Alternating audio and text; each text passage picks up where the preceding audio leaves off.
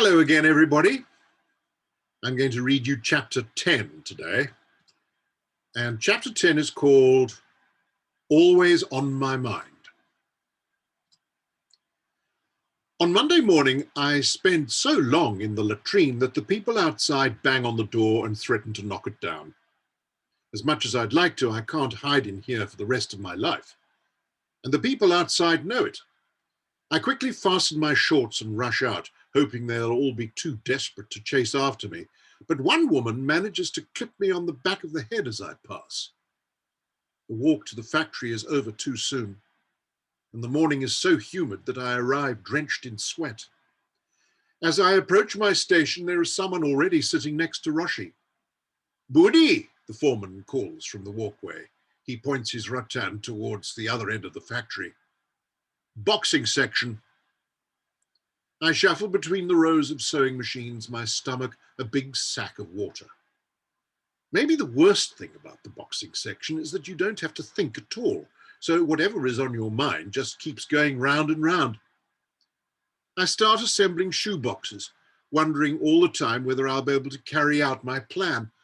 I wonder the same thing while I'm stuffing paper inside boots and wrapping boots in paper. I wonder the same thing while I'm putting boots in boxes and stacking boxes onto trolleys. And every so often I find myself looking towards the doors of the loading bay, knowing that beyond them is where I'll become a thief, just like my uncle. Maybe it runs in the family. I don't know much about my uncle. I know he did some bad things a long time ago and has been locked up on Nusa Kambangan ever since. But my family never talk about him. He might have been dragged out of his cell and given the choice of standing or kneeling years ago, but I wouldn't know. I think it's because they're ashamed, and the thought of being disowned by my own family makes me bleed a little bit on the inside. The buzzer goes for the end of the shift, and I blink the tears away.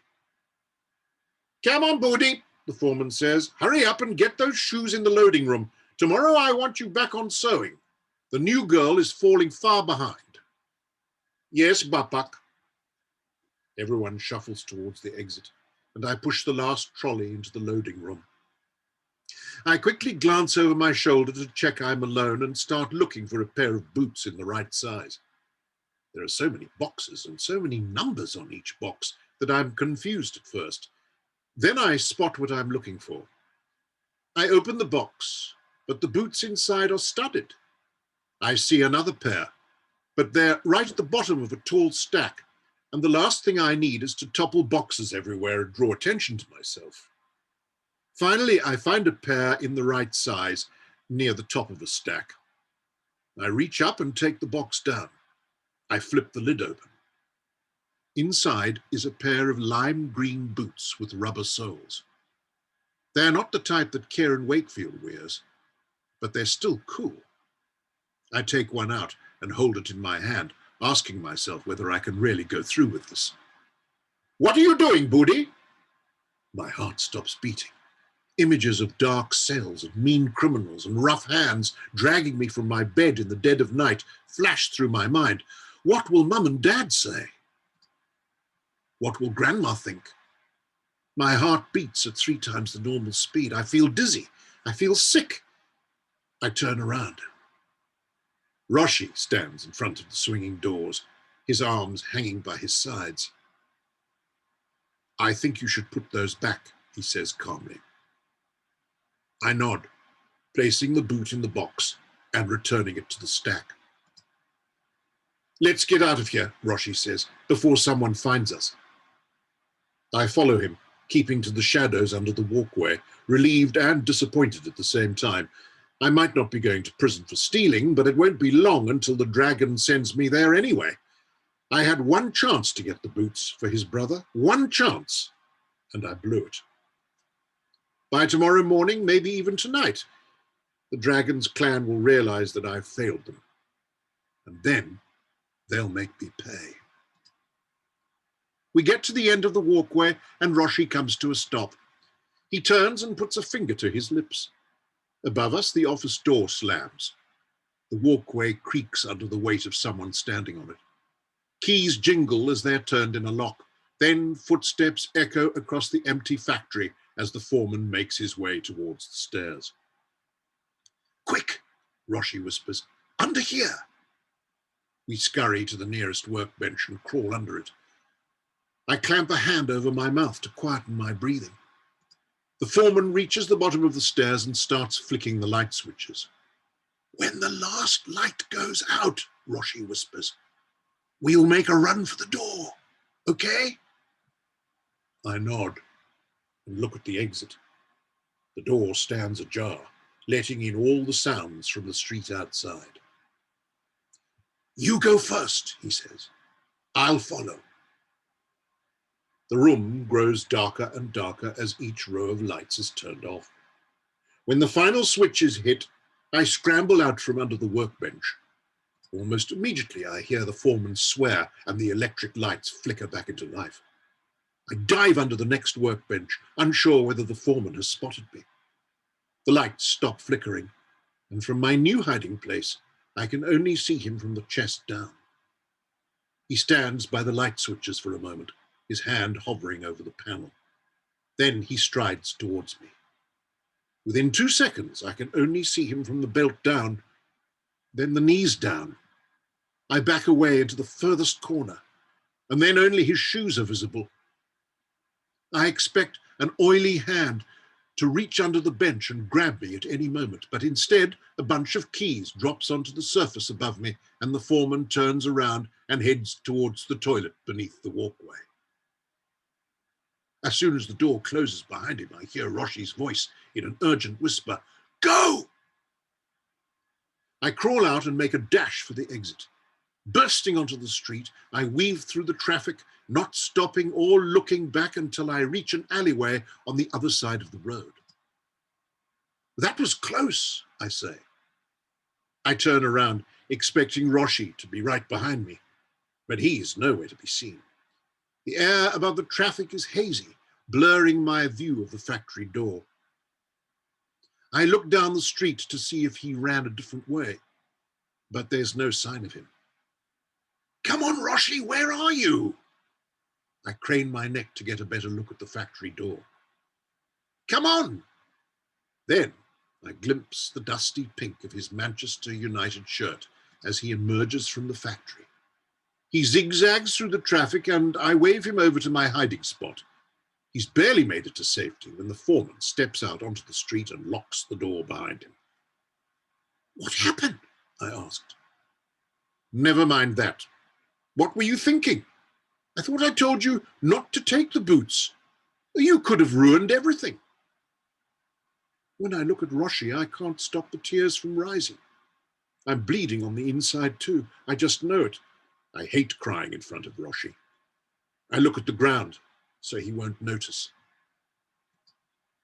"I'm sorry," I say. "I don't know whether I would have taken them or not. I don't know what I was going to do." Roshi sighs. "Why don't you just go home? I'm sure it's not as bad as you think." 2 tears drop onto the dusty floor of the alleyway. "Okay," I say, not looking up. I'll see you in the morning." We go our separate ways, and as soon as I round the corner, I break into a run and don't stop until I reach home. It feels as though the faster I run, the further away the tears get, the quicker the wound inside heals. As I turn into the apartment, I almost collide with someone coming out. "Budi," Mum says, stepping round the man in our doorway and putting her hands on my shoulders. "You must watch where you're going." "Sorry, doctor, this is our son." The doctor holds a black briefcase in his hand and wears a shiny patch on his wrist. He glances at me and smiles in an annoyed kind of way, like he's got indigestion. Straightening his glasses on his nose, he quickly checks his watch. "No need to apologize," he says to Mum. "I'd better be off now." "Of course," Mum says, rubbing my shoulders. "Thank you for coming at such short notice." The doctor nods and steps out into the street. Mum lets go of my shoulders with a sigh and rubs her face.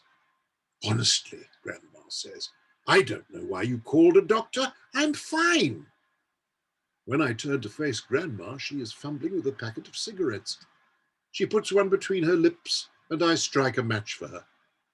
Thank you, Boody, she says, taking a drag. Are you ill, Grandma? I ask. No, of course not, she says. I've never felt better. I thought you were going to... Mum says, wringing her hands. You wouldn't stop coughing. It was just a coughing fit, Grandma says. I have them all the time. Well, they're not normally as bad as that. You couldn't breathe. But I'm fine now, aren't I? So let's just forget about it.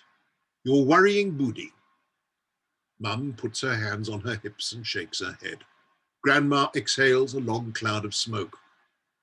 The doctor says you should give up smoking, Mum says. Oh, doctors say a lot of things. You need stronger medication as well. I don't know how we'll pay for that. We'll manage, says Grandma, tapping her cigarette on the edge of the ashtray. We always do.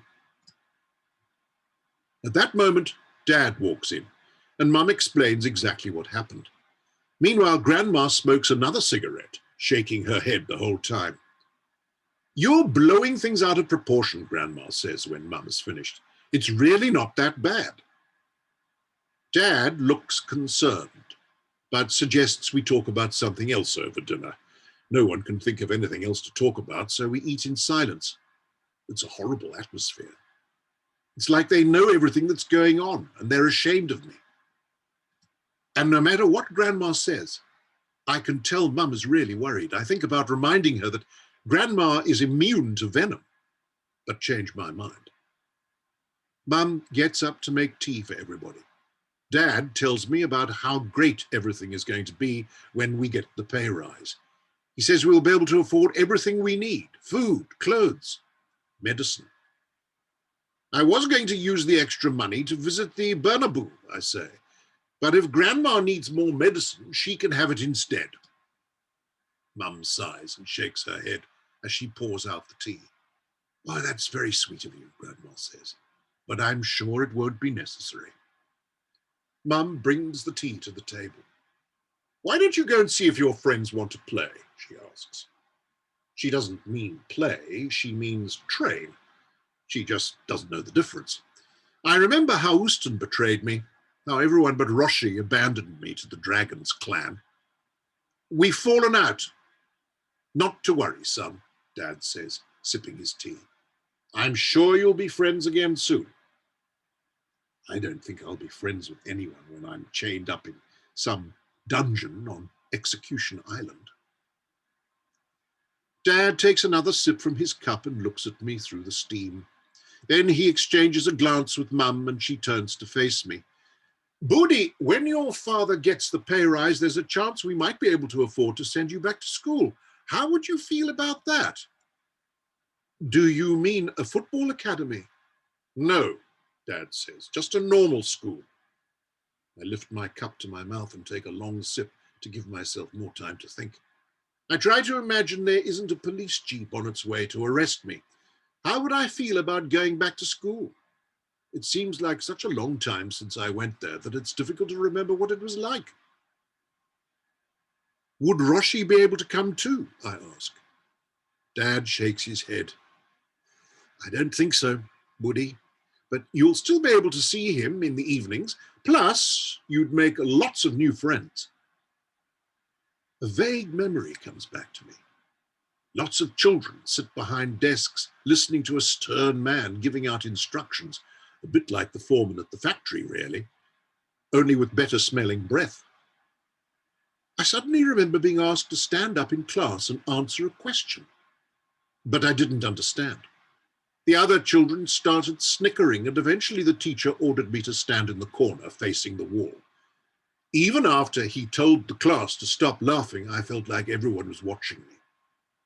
It feels as though a lump of ice has formed in my throat, and I take another gulp of tea to try and dislodge it. I'm not sure, I say. What if I don't like school? What's not to like? Asks Dad. Well, I don't know anything. All the other kids will think I'm stupid. No, they won't, Mum says, putting her hand on my arm.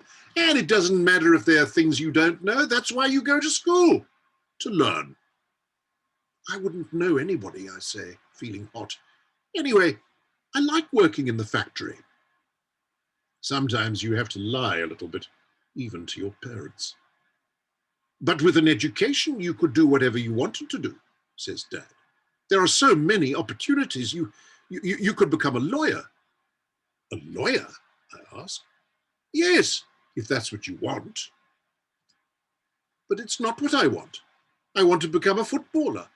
And you don't need to go to school to become a footballer. Roshi says most footballers don't have two brain cells to rub together. Dad sighs and finishes his tea.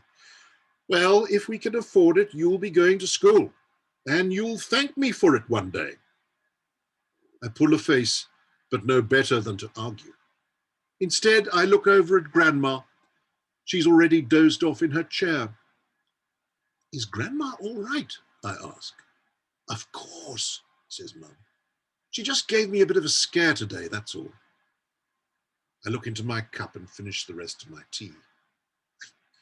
I think I'll go to bed, I say. Thanks for dinner, Mum. Mum and Dad smile, but they look tired. For the first time, I realize how old they must be. I lie awake for what feels like hours. Outside, the generators seem louder than usual, and even when they cut out, I still can't sleep. Someone races around the streets on a scooter. 2 dogs bark at the sound of the engine. I start to imagine that the dogs are police dogs coming to drag me away. I wish Grandma was awake because I could really do with hearing one of her stories. In the next room, Mum and Dad talk for a long time. I know they're talking about Grandma, even though I can't tell what they're saying. A single tear rolls from the corner of my eye and pools in my ear, wet and uncomfortable. I hope Grandma is really asleep and not just pretending.